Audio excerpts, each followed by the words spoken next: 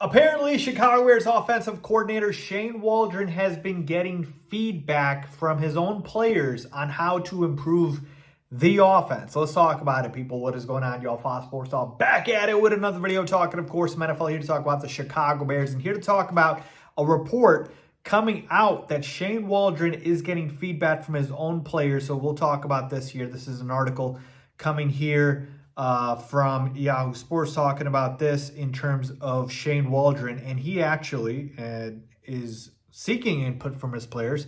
So this is what it said. Coming off a rough showing in the 21-16 loss to the Colts, Waldron opened with a statement complimenting the team's leadership group for being solution-oriented. Interestingly, one player said Waldron was more engaged seeking player input this week. If you heard a coach or player mention communication since Monday, you've heard it 100 times. Veteran Mercedes Lewis is one of the players Waldron credited, along with fellow tight end Cole Kmet, Williams, and wide receiver DJ Moore. Okay, so let's talk about this.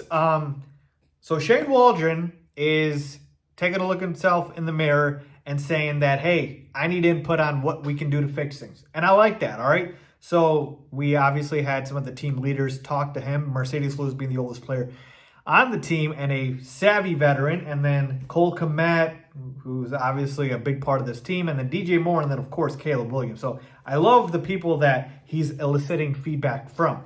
Now, let's talk about if this means anything, all right?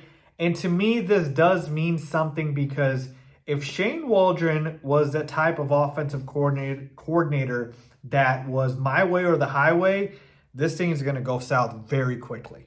All right, because that's the worst approach to have, which is, hey, I'm running my offense regardless of what the players are out there, what the personnel out there is. You got to fit to my offensive scheme or you got to kick rocks. That's not the right approach to take. That's the approach that has gotten previous offensive coordinators and even head coaches fired here in Chicago. So I love the fact that he's reaching out to the players themselves and saying, hey, what can I do better? How can we get this offense on track? And I'm sure the players have given him some good feedback. And I like that. So to me, it's very simple, right?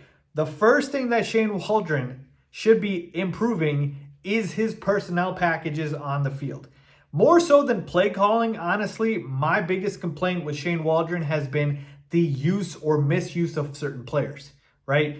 The biggest one obviously being the running game. I don't want to keep harping on it, but there's no reason Roschon Johnson shouldn't have been getting more carries.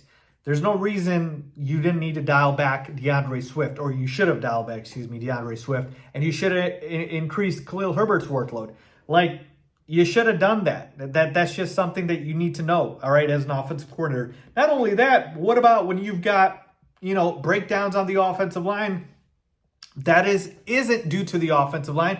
It's where you have, Cole Kmet blocking a defensive end or another player blocking a guy that he shouldn't be blocking or he has no chance covering. Like, those are coaching mistakes that shouldn't be made. Now, if a guy beats you one-on-one, but that was a good, play call and that was a good personnel package, so be it. May the best man win. But when you're at a clear disadvantage, you can't be doing that, Shane Waldron. So the first thing is, with Waldron has always been clean up the personnel packages and just make sure the right guys are out there.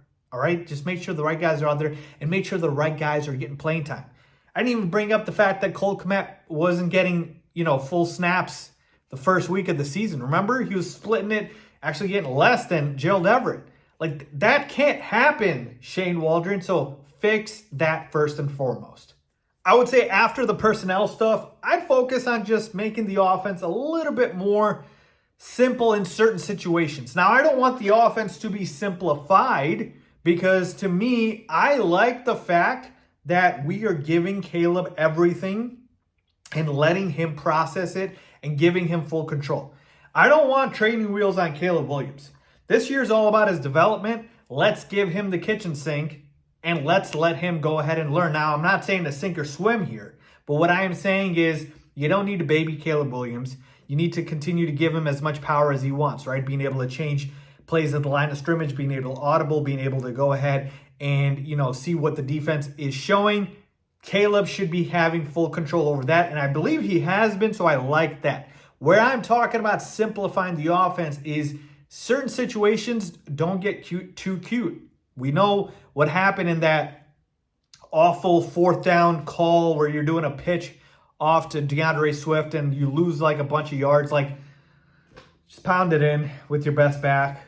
I mean, if you don't get it, you don't get it, but you can't hate the play call at that point, right? Do a quarterback sneak. Like, what are you doing, Shane Waldron? Don't get too cute.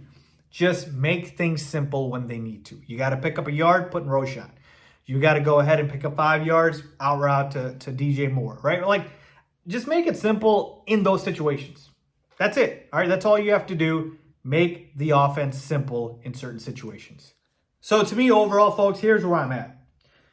I know Shane Waldron and even Matt Eberflus obviously have been under a lot of heat the first 3 games, and as they should be, right? The Bears shouldn't be 1-2. They should be 2-1. But I'm not out yet on Shane Waldron, especially because this is still the guy that turned around Geno Smith. People don't remember, man. Geno Smith, his career was done. Like, he was considered a straight backup quarterback in this league. That's it, right? After his tenure with the Jets and whatnot, like, he was done. But Shane Waldron, and we have to give credit where credit is due, revived his career, and he had a fantastic season. And now he's a very solid starting quarterback for the Seahawks. So Shane Waldron still has that in him. And that's why we brought him here to develop Caleb Williams. I'm not saying he's perfect, but I still think Shane Waldron, can give Caleb some good things here, can do some good things here. And I believe he will. I've been okay with the passing concept plays. Like, they've been pretty solid. We've seen, obviously, Caleb's missed a bunch, and that's okay. He's a rookie. But we just got to continue to build on that. So to me, that's really what this is about, is Shane Waldron just needs to clean up some of the things. And once he does that, I believe the offense is going to start to kick into gear here. Hopefully our running attack gets better. Hopefully our offensive line starts to play better. But yeah, man, I'm not out yet on Shane Waldron. Obviously, I'm nervous. Obviously, I'm scared. Obviously, I'm, very annoyed, but not out yet. 3 games in, a lot of football left. So Shane Waldron, take this thing by the throat and turn it around, man. You got to go ahead and you got to get this offense going. And I believe he can, so let's see what happens. So let me know what you guys think about this. The players calling out and giving Shane Waldron feedback. I love this. Leave a comment down below with your thoughts as always. Thanks for watching.